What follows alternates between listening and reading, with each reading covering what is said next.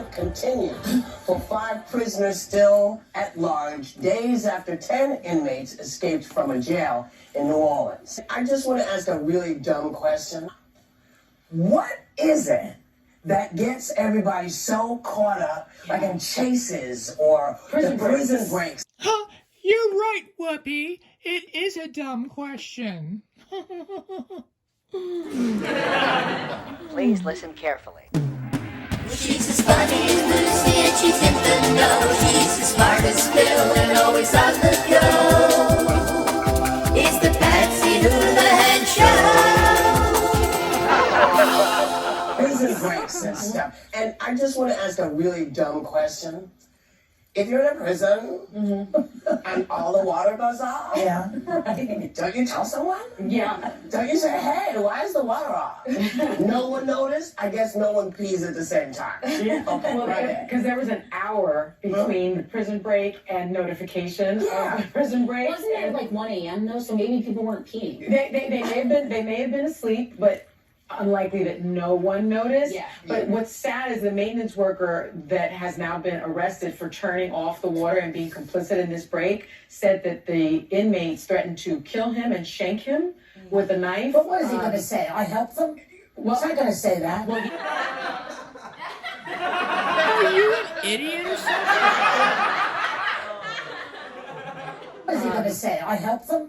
Well, He's not going to say that. Well, he's been arrested because he did say he He could turn off the water. The maintenance guy turned off the water. Right? It wasn't that hard to figure it out, but they threatened him. And He's so up against the life sentence. Yeah. How many of them are still at large? Five. So maybe they could be in Trump's cabinet. I think to answer the original question of the excitement is I think it's all adrenaline. It's like fear combined with like what's going to happen. Are they going to be caught?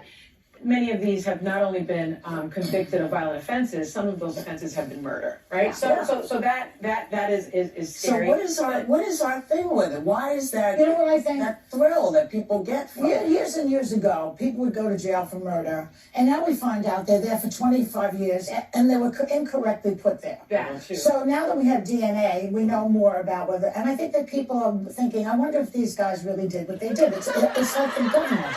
We're confused. What's real, what's not real, what's... No one is confused, you imbecile. Oh my goodness, you're confused. We're confused. What's real, what's not real, what's true, I think they're scared because they think it's real. Or to your point, maybe they're because I've seen across social media, some people are rooting for them. Some people are like there is something. Like Luigi Mangione, they're rooting for. There's a big star in some places. And I will say, 10 inmates escaping, some charged with murder, all considered armed and dangerous, and authorities tonight investigating whether this was an inside job. I think that people are thinking, I wonder if these guys really did what they did. It's like the government. We're confused. And tonight, law enforcement is again warning the public that helping a fugitive is a serious crime and they will hold anyone who is doing that accountable. I will tell you both that here in this neighborhood, I have seen police doing some patrols, if that sheds any light on just how serious this manhunt is. For now, in New Orleans, Whitney Miller, WWL, Louisiana. this Louisiana prison system is known notoriously for being overcrowded, one of the least supervised. It's an industrial prison type complex. The last time it was looked at was 2014. The reason they got out was because the lone security guard in an overcrowded prison went out to get some food at 1 a.m. I mean, that kind of thing should not be happening in a prison, and there shouldn't be overcrowding to begin with. We were able to grab 3 of them right close within the first 24 hours after the jailbreak. Of course, you got to remember, Sandra, we didn't know that they had left the jail, that they had walked out of the front door for about 10 hours. We didn't get that report from the sheriff. And so those inmates had about a 10-hour lead on law enforcement, but our folks are doing a great job, and we're going to hunt them down. And of course, you got to... Go ahead. Yeah, I mean, Governor, from the looks of it, you can tell us it doesn't look like this was a sophisticated, jailbreak. I mean, they're even bragging about how easy it was to get out of there. How did this happen? Well, look, I think if you look at the criminal justice system as a whole in New Orleans, you will see the problem. Years ago, George Soros came over to New Orleans like Santa Claus and unpacked the district attorney, 6 judges, and a sheriff. And this is what a progressive criminal justice system looks like, Sandra. This is what happens when those people promise that they keep criminals out of jail. Sadly, you get 10 of the most dangerous inmates that are in jail in Louisiana. They get to escape. And of course, Miss Sunny Hostin has one more really dumb thing to say because she's looking out for the criminal rather than the victim. And I will say the other thing that's been of deep concern to me is that the ACLU is now reporting that facial recognition has been used by the New Orleans Police Department for years without any permission. And so basically they have all these cameras around New Orleans and they are capturing faces and they're sending those faces directly to police officers' telephones.